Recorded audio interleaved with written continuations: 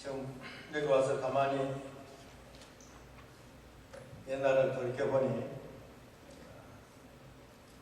88년 26년 전에 필라에 한인교회 개척한다고 왔었습니다. 그때 제가 뉴욕에 86년에 와서 목회하면서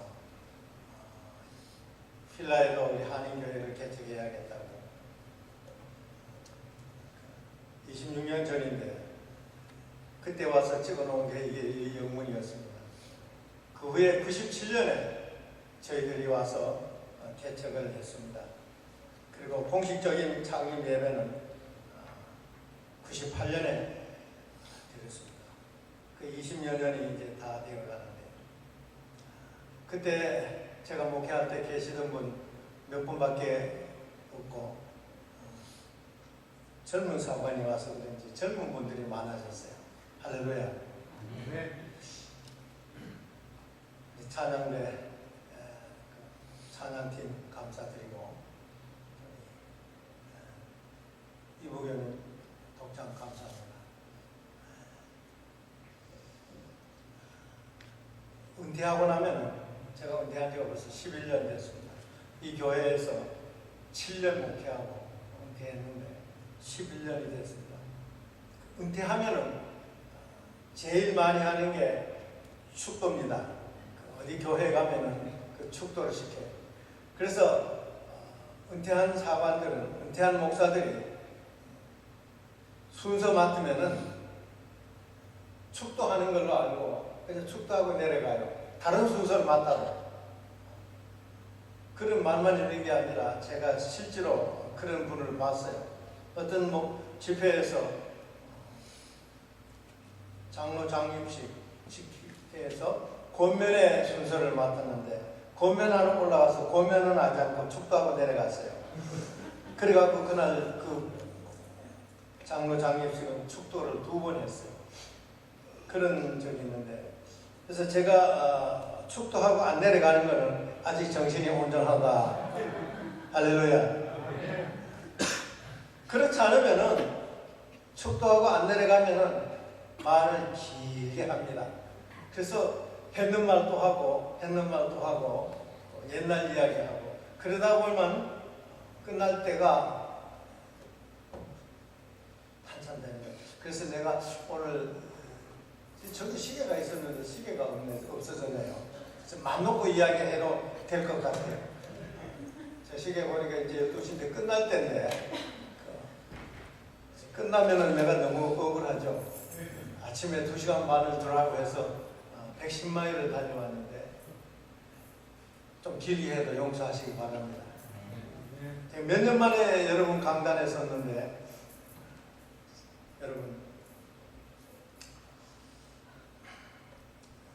어떤 철학자 아리스토텔레스라고 생각하는데 세상 사는 사람들이 사는 목적이 뭐냐? 행복하게 사는 거다. 그렇게 말했습니다. 아마 여러분도 마찬가지일 거예요. 왜 사느냐? 이런 그 철학적인 질문을 가끔 여러분 하실 겁니다. 행복하게 살기 위해서 산다. 그러면 행복이 어디서 오느냐? 어떤 사람은 돈이 많으면 좋겠다. 그래서 돈을 많이 벌어봅니다. 근데 그 돈이 많으면 많을수록 그 가정과 그 사람이 더 문제가 생기는 것을 볼 수가 있어요. 어느 정도 있어야지 그게 돈이 많으면은 문제가 돼요. 그래서 우리가 가끔 로또를 통해서 많은 돈을 얻은 사람들이 잘 살겠지 생각하지만은 그것 때문에 인생을 망친 사람들 많이 볼 수가 있습니다. 돈이 많은 것도 참 행복은 아니더라 이래요. 그 어떤 사람은 명예가 있으면은 그래서 그 명예를 얻으려고 혹은 권력을 얻으려고 노력을 많이 합니다. 그 명예나 권력이라고 하는 것은 남이 주어야지. 그리고 4년 혹은 8년 대통령도 말이에요. 4년 혹은 8년. 근데 그런 명예가 주어진다 하더라도 그거에 가지고 있을 때 참 좋고 좋았는데 그게 갈 때는 너무 허무합니다. 구세군 사관도 해보니까 현직에 있을 때는 좋았는데 은퇴하고 나면은 잘 안 돌아와요. 강단에서 매주 설교하던 사람이 강단을 잊어버리고 저 뒤에 앉아 있으니까 이거 영처랑하기가 한이 없어요. 그래서 우리 구세군에서 말하는 건 제일 좋은 접대가 뭐냐? 설교시키는 거예요. 제일 좋은 접대. 오늘 제가 우리 박도호성 사관님한테 제일 좋은 접대를 받고 있는 겁니다. 할렐루야. 그 명예라고 하는 것은 누가 줘야 좋은 거지. 그게 항상 나에게 행복을 줍니다. 그럼 뭐겠느냐? 사랑이다. 아까 저 결혼하고 오셨다고 그랬는데 결혼하고 막 이쁜 남자, 이쁜 여자 결혼만 하면 행복할 거지. 그렇게 생각했는데 결혼하고 나면 그때부터 힘듭니다. 그게 최고로 행복한 줄 알았는데 나도 해보니까 그래요. 지내놓고 나면은 좋은 남자 보면, 좋은 여자 보면 한 번 더 하고 싶은 생각. 그래서 요즘 사람들이 자꾸 헤어지고 문제가 더 있어요. 그러니까 그것도 참 행복도 아니에요. 적당하게 행복한 거예요. 그래서 아리스토텔레스는 이렇게 말합니다. 참으로 행복한 것은 심사숙고하는 것, 명상하는 거다 그랬어요. 명상하는 거, 생각하는 거예요. 여러분, 참으로 행복한 거는 명상하는 거다. 그게 행복이라. 세상에 여러 가지 종류의 사람들이 있습니다. 강도와 같은 사람도 있고, 우리 누가복음 10장에 보면은 제사장과 레위는 강도 만난 사람을 보고 그냥 지나갔는데 그렇게 지나가는 사람도 있고, 선한 사마리아인처럼 도와주는 사람도 있고. 그래서 어떤 사람은 이렇게 말해요. 사람들은 거미와 같은 사람, 개미와 같은 사람, 꿀벌과 같은 사람이 있다고 해요. 거미와 같은 사람은 이 그물을 쳐놓고 걸리기를 바라는 거예요. 걸리면 먹어버리는 거예요. 그러니까 여러분들이 이 세상 살면서 거미와 같은 사람 만나서 고생 많이 한 적도 있을 거예요. 개미와 같은 사람은 자기 일만 해요. 전혀 내가 어려움을 당해도 도와주지 않습니다. 꿀벌과 같은 사람은 내가 어려울 때 도와주기도 하고 서로 나누긴 하는 겁니다.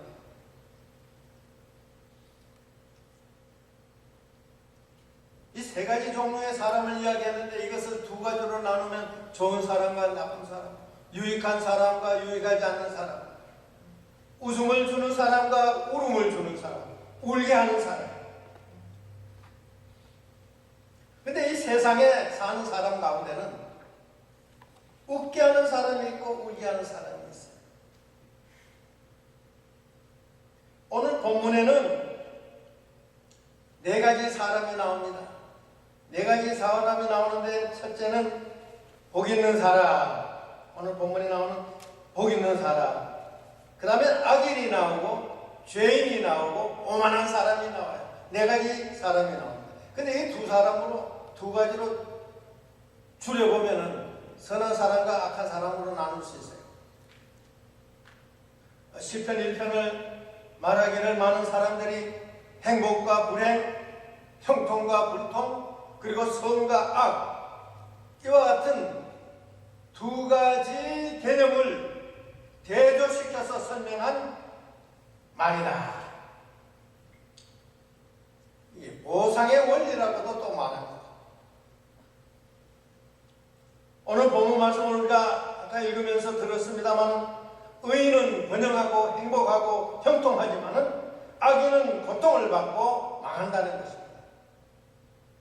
그래서 오늘 저는 설교 제목을 형통과 불통의 원리라고 그랬는데, 형통하는 일이 있고 사람이 있고 불통하는 사람이 있는데, 이 세상에 여러 가지 종류의 사람이 있다고 말했는데 그 여러 가지 종류의 사람을 둘로 나누면 형통하는 사람이 있고 불통하는 사람이 있다는 겁니다. 근데 형통하는 사람의 삶의 두 가지 방법이 있습니다. 하나는 소극적인 삶의 방법이 있고 하나는 적극적인 삶의 방법이 있습니다. 소극적인 삶의 방법은 안 하는 것 세 가지. 안 하는 것 세 가지. 그게 뭔가 아니? 악인의 꾀를 쫓지 아니하며 따라가지 않는다는 겁니다. 죄인의 길에 서지 아니하며 오만한 자의 자리에 앉지 않는다. 이게 세 가지입니다. 악인의 꾀를 쫓지 아니하고, 죄인의 길에 서지 아니하고, 오만한 자의 자리에 앉지 않는다. 이거 세 가지 안 하는 거, 이게 참 어려운 겁니다. 하지 말라고 하는 거는 더 하고 싶어요. 애들도 뭘 하지 말라 그러면 더 하고 싶어요. 근데 악인의 꾀를 쫓아가지 말라, 따르지 말라, 죄인의 길에 서지 말라, 오만한 자리에 앉지 말라. 이 세 가지를 하지 않는 사람이 행동하는 사람이고 행복한 사람인데, 이 세상에 살아가면서 이것을 더 하고 싶어하는 것이 인간인 것입니다. 옛말에 바늘도둑이 소도둑 된다는 말이 있습니다. 조그만한 거 하는 그 습관이, 그 일이 나중에는 큰 일을 할 수가 있다. 조그만한 잘못이. 우리가 길을 가다가 보면은 여기에서 조금 길을 잘못 가면은 한참 가다가 보면 다른 데로 가고 있습니다. 여기서는 그 같은 지점이에요. 여기서는 거의 같은 지점이지만 조금만 틀면서면은 이렇게 멀어지는 거예요. 그렇기 때문에 소극적인 방법입니다만 안 하는 것이 세 가지, 이거는 절대 하지 말아야 됩니다. 하라고 하는 것이 뭐냐? 적극적인 삶은 한 가지인데 오직 여호와의 율법을 즐거워하며 그 율법을 주야로 묵상하는 자로다 그랬습니다. 율법을 즐거워하며 주야로 묵상한다. 그 율법이라고 하는 것은 뭡니까? 이게 토라라고 하는 말입니다. 이 토라라고 하는 말은 모세의 오경을 말합니다. 창세기, 출애굽기, 레위기, 민수기, 신명기 이 5책을 모세의 오경이라 그러기도 하고 토라라고 합니다. 일반적으로 히브리어의 토라라고 하는 것은 모세를 비롯해서 선지자들의 말씀, 선지자들의 가르침을 총망라합니다. 하나님의 말씀과 병행해서 이야기하는 것입니다. 다시 말해서 이 토라라고 하는 것은 하나님의 율법, 하나님의 말씀을 말하는 것입니다. 여러분, 주야로 묵상한다고 하는 말이 뭔지 압니까? 즐거워하고 묵상한다, 이 말을 저는 사랑한다는 말로 표현할 수가 있어요. 사랑한다. 즐거워한다고 하는 것은 이게 사랑한다는 겁니다. 주야로 묵상한다고 하는 것은 이게 생각한다는 겁니다.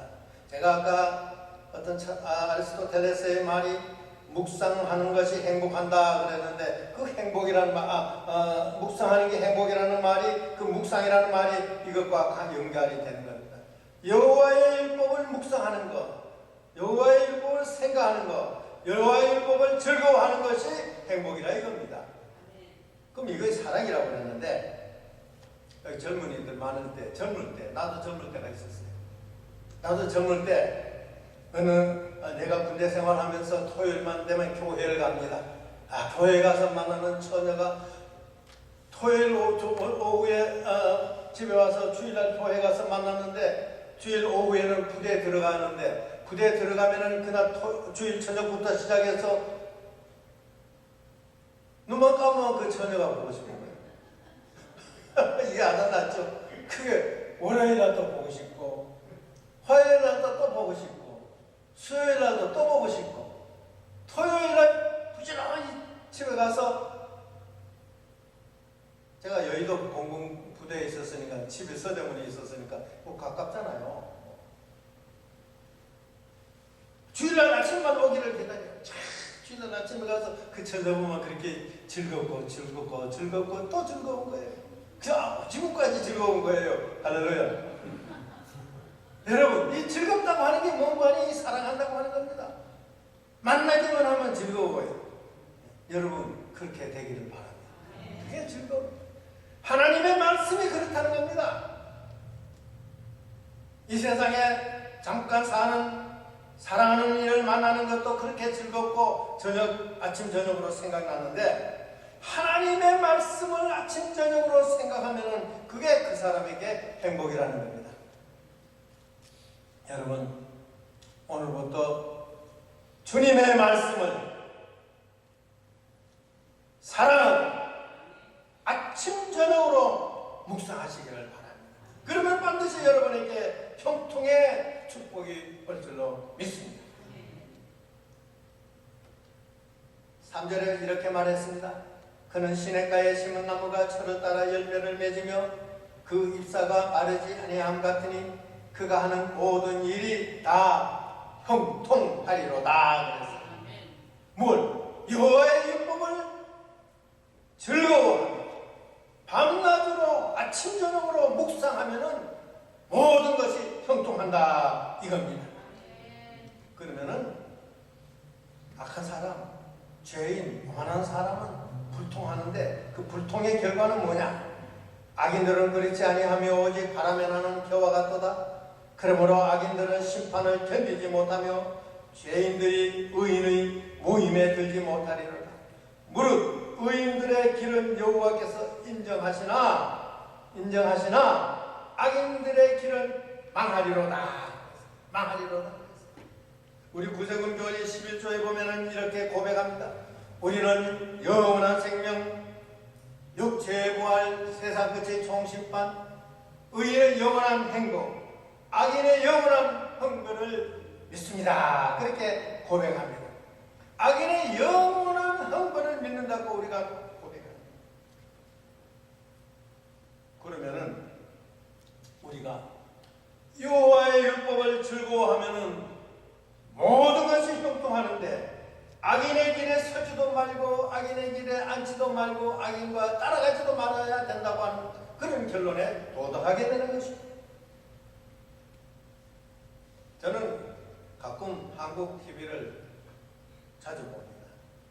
은퇴하고 나면 시간이 더 많이 있잖아요.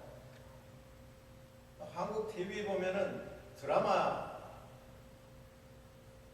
보는 재미도 쏠쏠합니다. 한국 드라마 재밌어요.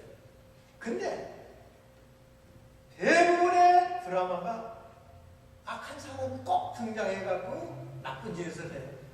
선한 사람이, 의로운 사람이, 착한 사람이 악한 사람으로부터 얼마나 고통을 당하는지 몰라요.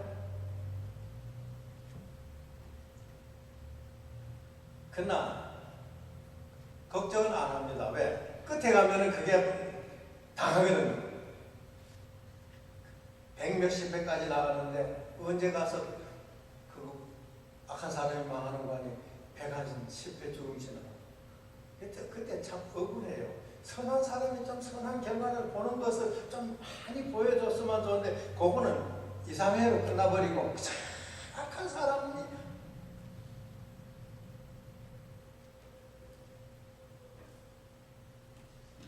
우리의 삶의 인간의 역사가 선과 악의 씨름입니다.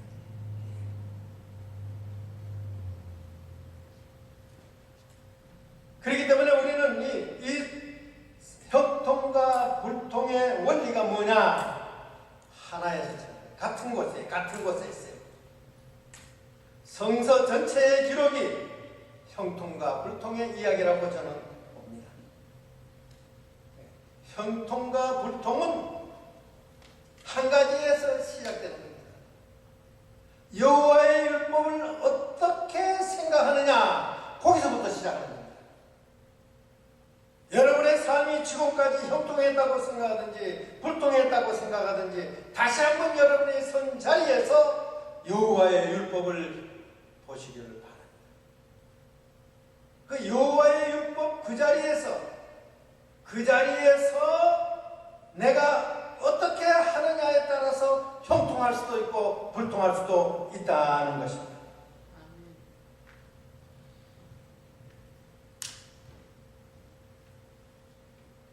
행복이라고 하는 것은 우리 한국 사람들은 사서상명 중에 나오는 서경에 나오는 오복을 기본으로 인정하고 있습니다.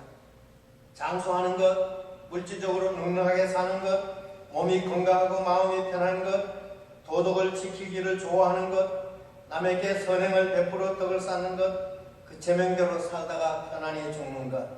이게 한문으로는 수부, 강령, 유호도, 고종명이라 이렇게 저도 이거를 사전을 보고 한번 적어봤습니다. 근데 이 5가지를 우리가 복이라고 그러는데, 그러나 인간은 이 육체적인 것만은 아닙니다.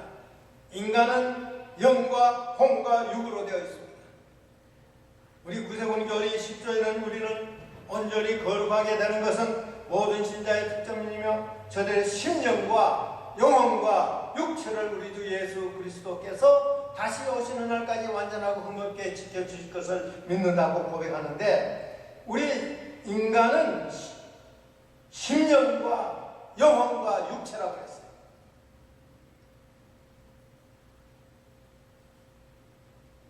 영과 혼과 육체로 된 우리 인간은 육체의 양식과 육체의 건강만이 아니라 영과 혼의 건강이 필요한 것입니다. 영과 혼의 건강은 어디서 오느냐? 하나님의 말씀으로 가능한 것입니다. 하나님의 말씀으로. 하나님과의 유대관계에서, 하나님의 말씀을 통해서, 하나님의 율법을 통해서 우리가 건강해질 수가 있다는 것입니다. 여호와의 율법, 하나님의 말씀, 이 하나님의 말씀은 우리가 요한복음을 읽어볼 생각이 있습니다. 읽어봐야 됩니다. 요한복음에 이렇게 말했습니다. 1장 1절에 태초에 말씀이 계시니라. 이 말씀이 하나님과 함께 계셨으니 이 말씀은 곧 하나님이시라. 하나님이 곧 말씀이라. 그리고 14절에는 말씀이 육신이 되어 우리 가운데 거하심에 됐습니다. 말씀이 육신이 되어 우리 가운데 거하신다. 이 말은 무슨 말이고 하니, 태초에 말씀이 계셨고 태초에 하나님이 계셨고 그 하나님이 예수님으로 이 땅에 오셔서 우리와 함께 계시다. 그래서 우리는 하나님의 말씀이 예수님이고 예수님이 이 땅에 계시는 동안 하나님의 말씀 그 자체였다, 그렇게 믿습니다. 그래서 말씀을 3가지로 설명을 합니다. 첫째는 계시된 말씀 예수 그리스도를 말합니다. 이 성경은 뭐냐? 기록된 말씀입니다. 기록된 하나님의 말씀이 성경 안에 있습니다. 물론 성경을 읽다가 보면은 성경 안에는 마귀 말도 있고 사람의 말도 있고 죄인의 말도 있고 선지자의 말도 있고 하나님의 말씀도 있습니다. 그 역사이기 때문에 이 성경 중에 읽지 않아도 좋을 말도 있어요. 비도덕적이고 비윤리적인 말도 있어요. 그런 이야기도 있어요. 성경이 좋은 말만 해놓은 게 아니에요. 그러나 그 전체적으로 볼 때 거기에서는 하나님의 역사하심이, 하나님께서 하시는 일이 이 속에 있고 인간의 하는 일이 여기에 있고, 나쁜 인간의 모습이 그대로 나타나기도 하고 선한 하나님의 모습이 나타나기도 하는 겁니다. 그래서 이것은 기록된 하나님의 말씀이다. 그 다음에는 또 하나의 말씀이 있는데 선포된 하나님의 말씀입니다. 선포된 말씀, 이건 설교입니다.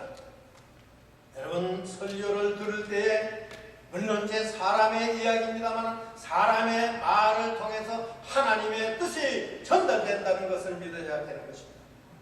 그래서 하나님의 말씀은 설교를 통해서 성경 말씀을 읽음을 통해서 하나님을 만날 수가 있게 되는 것입니다.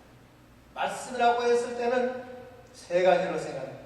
계시된 말씀 예수님, 기록된 말씀 성서, 선포되는 말씀 설교. 이 설교는 예배의 아주 중요한 부분입니다. 교회 모임, 기독교인의 모임에서 설교가 빠지면 안 되는 겁니다.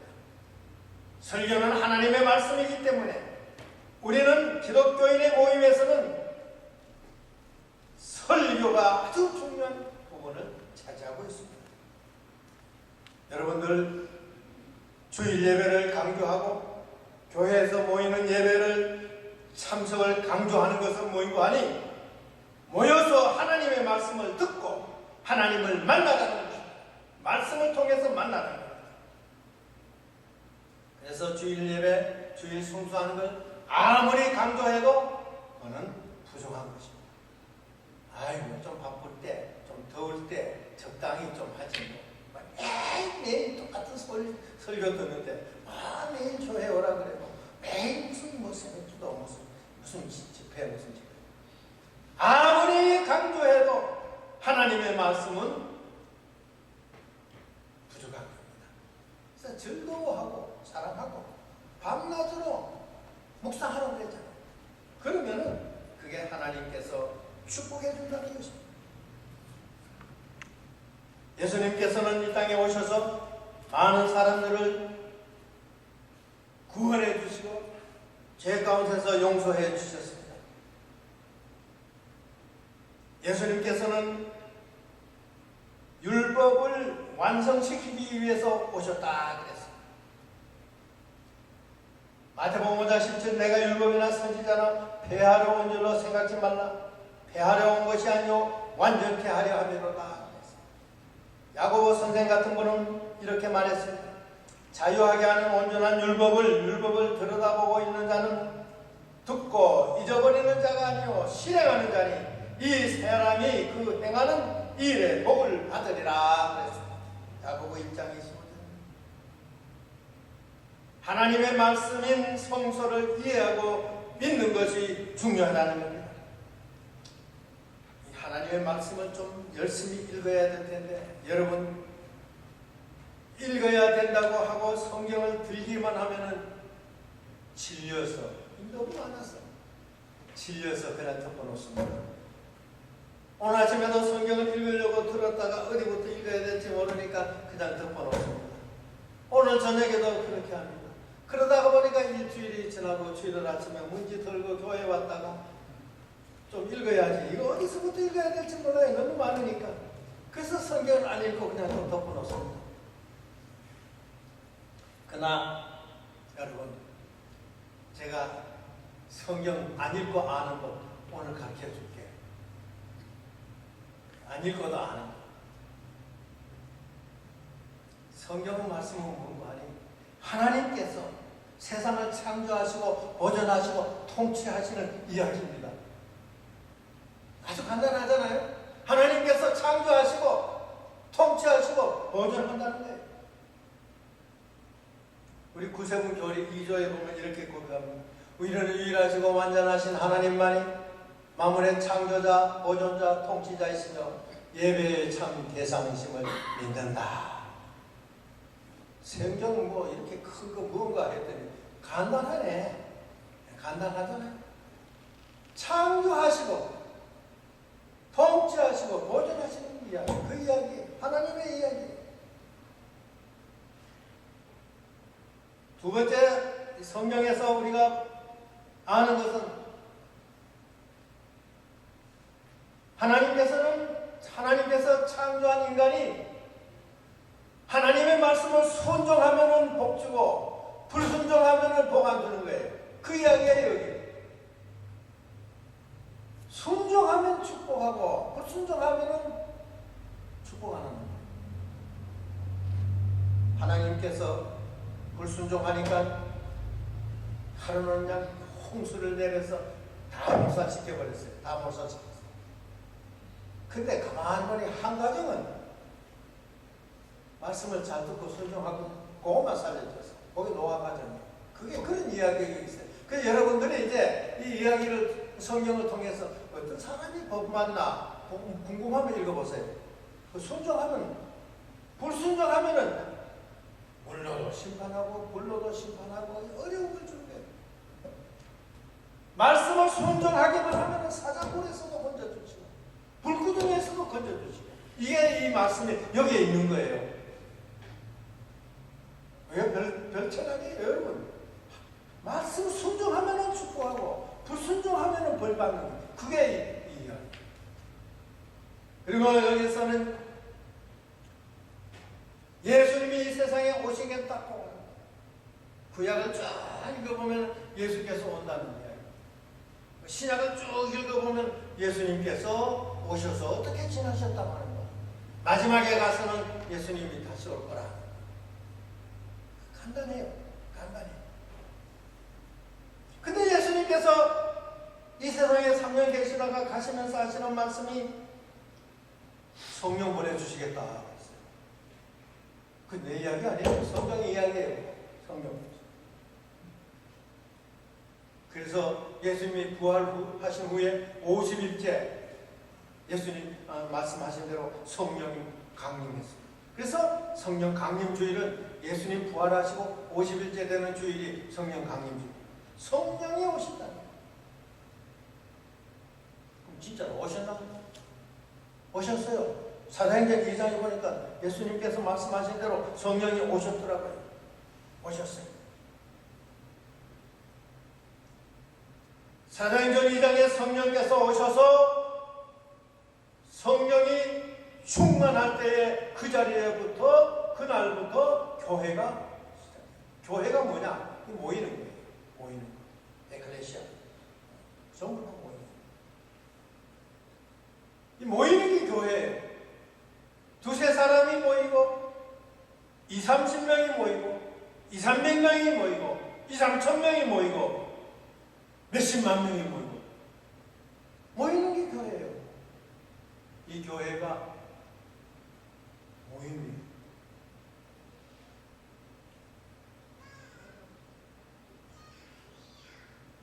그리고 이 교회는 빌딩이 교회 아니에요.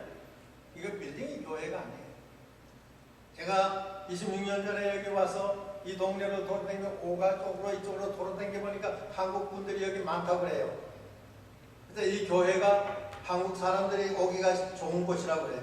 그래서 이 자리를 찍었어요. 여기 한인교회를 하고 싶다고 본부에다가 그렇게 제안했어요. 그리고 한 10년 지났는데 제가 한국에 있는데 다시 미국에 가라 그러더라고요. 그래서 미국에 왔더니 본부에 들어갔더니 한인교회가 그때 2개가 있는데 절 보고 번영해서 한인사역 컨설턴트를 하라 그래요. 그러면서 하는 말이 혹시 필라 가서 캐쳐갈 생각 없느냐 그래요. 아니 내가 가겠다고. 내가 거기 가겠다. 번영에 있어 봐야. 난 한국에서 번영에 10몇 년을 있었는데 번영 사역보다는 필드에 나가서 일하는 게 좋을 거라고. 내가 필라 가겠다. 그래서 여기 이 빌딩 이게 교회가 아니에요. 근데 여기에 계시는 바로 여러분들이 교회인 것입니다. 여러분이 교회의 중요한 요소라는 겁니다. 성령의 전이라고 했어요. 여기 너희 몸은 너희가 하나님께로부터 받은 바 너희 가운데 계신 성령님의 전인 줄을 알지 못하느냐. 너희는 너희 것이 아니라 값으로 산 것이 되었으니 그런즉 너희 몸으로 하나님께 영광을 돌리라. 그런 말씀이 고린도전서 6장에 있는 말씀입니다. 우리 한 사람 한 사람이 성령님이 거하시는 교회입니다. 우리가 교회입니다. 우리가 지금은 성령님과 함께 성령 시대에 살고 있는 것입니다. 그런데 사도행전 1장 8절에 보면 거기 성령이 너희에게 임하시면 너희가 권능을 받고 예루살렘과 온 유대와 사마리아와 땅끝까지 이르러 내 증인이 되리라 했습니다. 여기에 나오는 말씀이에요. 사도행전에 나오는. 근데 예수님께서 이 말씀을 하셨는데 오늘까지 이 말씀이 실천되고 있어요. 2000년 동안 이 말씀이 변하지 않았어요. 성령 보내준다고 그랬는데 성령 오셨고 성령이 오면은 땅끝까지 이르러 내 증인이 된다고 그랬는데 2000년이 지난 오늘까지도 땅끝까지 이르러 예수님을 증거한 사람들이 있다 이거예요. 2000년 전에 말씀한 것이 저에게까지 이르러서 제가 오늘까지도 예수님을 말씀하고 예수님을 증거하고 이게 거짓말 아니고 이 진리가 바로 여기에 있는 거예요. 그래서 성경을 살아있는 말씀이라 그랬어요. 살아있는 말씀이에요. 여러분 이 책 찢으면 찢어집니다. 불에 넣으면 탑니다. 그런데 이 말씀 속을 읽고 또 읽으면 여기에서 생명이 흘러나와서 사람들을 변화시키고 놀라운 축복의 강이 여기서부터 흘러내려서 우리의 삶이 형통하게 된다는 것을 믿으시기를 바랍니다. 어떻게 믿느냐? 다른 건 다 간두고라도 예수님께서 계시면 성령 온다고 그랬는데 오셨고, 성령이 임하면은 사도행전 2장에서 성령이 임했고, 성령이 임하면은 땅끝까지 이르러 내 증인이 된다고 그랬는데 2000년이 지난 오늘까지 그 성령은 우리한테 역사하시고 여러분을 통해서 예수 그리스도를 증거하게 하는 것입니다.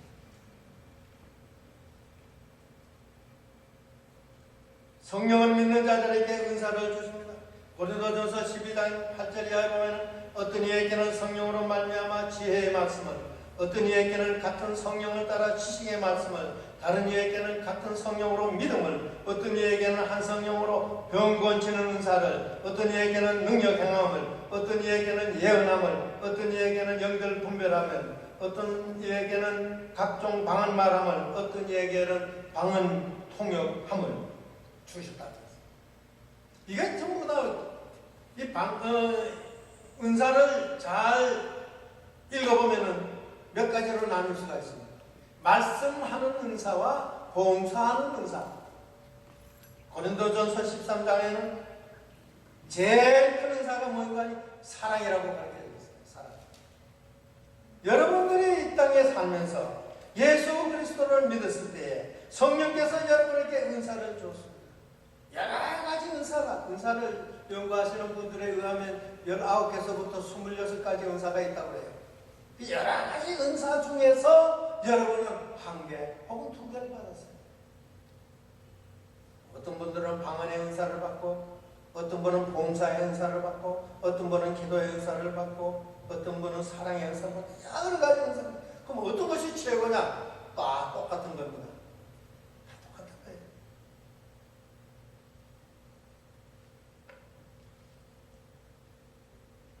제가 처음 목회할 때 71년도에 대전에서 목회하는데, 그때 우리 교회 부교님 한 분이 용문산에 가서 은혜를 많이 받고 왔습니다.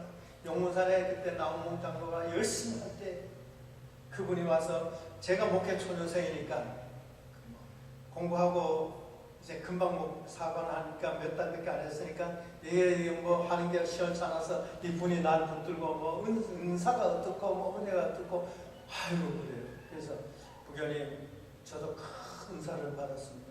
그분 생각은 좀 방언의 은사도 하고 또 병 고치는 은사도 하고 나온몽 장로가 용문산에서 막 왔다 하는데, 그런 은사가 좀 김종훈 사관에게서도 나왔으면 좋겠는데, 그런 은사 이야기 하는데 담임 사관이 새파랗게 젊은, 그때 뭐 30대 초반이니까 아주 새파랗게 젊을 때 저를 보고, 제가 그래도 저도 은사 받은 게 있습니다.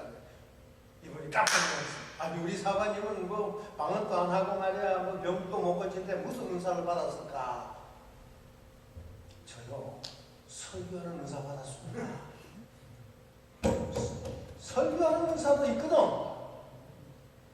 그때부터 이 양반이 그 말 안 하더라고. 은사 말 안 하더라고. 나도 은사 받았어. 설교하는 은사 받았다고.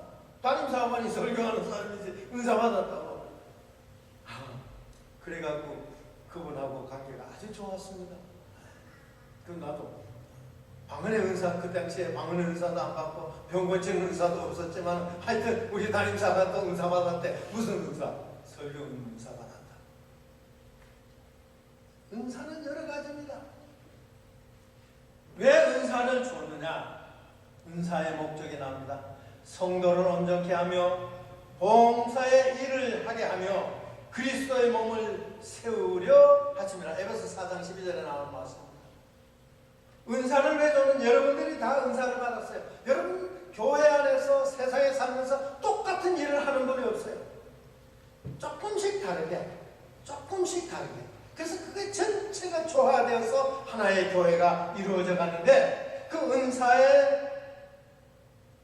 은사를 통해서 우리 교회가 서고 봉사의 일을 하게 하고 우리가 서로 온전하게 되는 것입니다.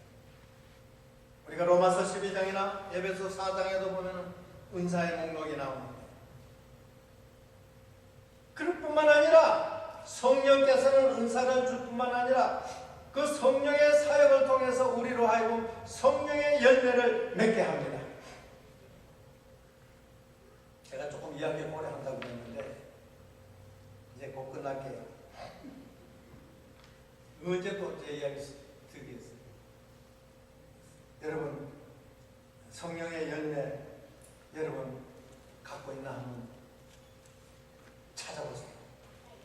성령의 열매는 갈라디아서 5장 22절에 23절에 나옵니다. 오직 성령의 열매는 사랑과 아멘 없습니까? 아멘. 저기 있다고 생각하면 아멘 하시기 바랍니다. 사랑과 희락과 기쁨입니다. 화평과 오래 참음과 자비와 양선과 충성과 온유와 절제니 이와 같은 아름다운 열매가 우리 교회에 여러분에게 충만하시기를 축원합니다. 제가 1979년에 스위스 제네바 근방에 있는 보스에라는 곳에 에큐메니칼 연구원에서 한 학기 동안 공부한 적이 있습니다. 그때 그 대학원 과정에 공부하면서 그때 공부 과정이 주제가 성령과 목회였어요.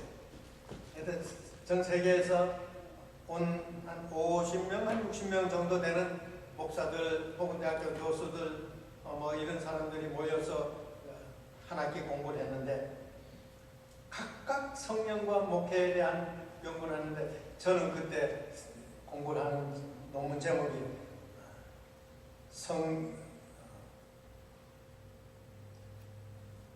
성령님은 스승이시다. 그런 제목이었습니다. 그 성령을 보혜사라 그럽니다. 보혜사. 요한복음 14장 16절과 26절에 보면 내가 아버지께 구하겠으니 그가 또 다른 보혜사를 너희에게 주사 영원토록 너희와 함께 있게 하겠다. 보혜사 곧 아버지께서 내 이름으로 보내실 성령 그가 너희에게 모든 것을 가르치시고 내가 너희에게 말한 모든 것을 생각나게 하시리라. 그렇게 말했어요. 가르치고 생각나게 하시라. 이 보혜사라고 하는 말은 영어로는 카운셀러라고 번역했어요. 파라크레토스란 말. 이 말은 무슨 말인가 하니 도와주기 위해서, 가르쳐주기 위해서 옆에 서 있는 사람, 마치 개인 교사와 같은 게. 그 보혜사 사자는 스승사자를 썼어요.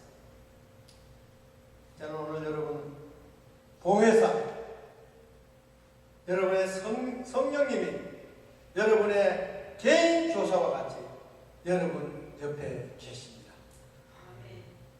성령께서 여러분 옆에 계십니다.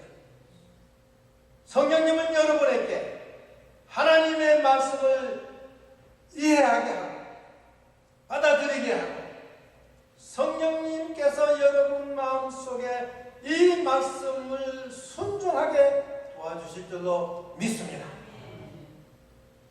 성령님께서 여러분을 도와주실 때에 여러분은 아멘하고 받아들이시고 성경 말씀 안에서 살면은 성경 말씀을 즐거워하며 밤낮으로 성경 말씀을 묵상하면 여러분의 모든 일이 형통할 줄로 믿습니다. 어떤 주석학자가 말했습니다.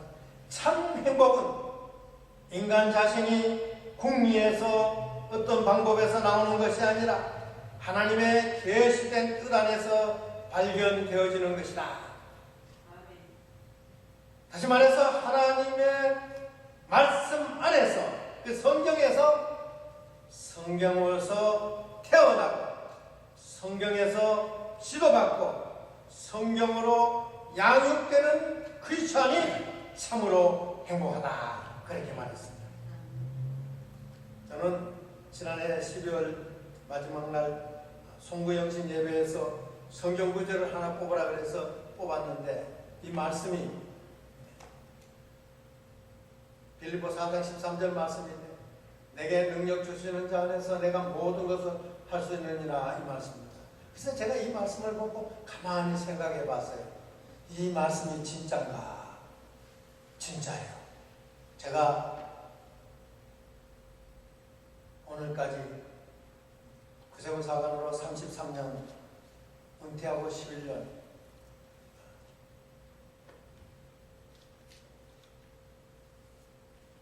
이 말씀이 치이더라고요. 내게 능력 주시는 자 안에서 내가 모든 것을 할 수 있다. 내가 한 게 아무것도 없어요. 하나님께서 합니다. 하나님께서 형통하게 하십니다. 여러분, 형통한 생활 하시기를 주의 이름으로 축원합니다. 기도하시겠습니다. 아버지 하나님, 부족한 종을 이곳에 보내주시고 주의 말씀을 증거하게 해주시니 감사합니다. 주의 말씀을 즐거워하며 밤낮으로 묵상할 때에 그의 삶이 형통한다고 하는 놀라운 진리를 우리에게 주셨사오니 감사합니다. 오늘 함께 이 자리에 모인 사랑하는 모든 성도들, 주의 말씀을 받아들여서 즐거워하고 묵상함으로 이 땅에 사는 동안 만사가 형통하는 축복을 받는 성도들이 되게 축복해 주옵소서. 예수님 귀하신 이름 받들어 기도하옵나이다. 아멘.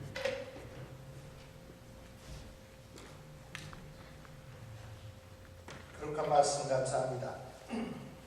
늘 성경에 가까이 하면서 성경에 행통하는 우리 교인들이 될 것을 기도하겠습니다. 찬송가 495장입니다. 내용은 연초입니다.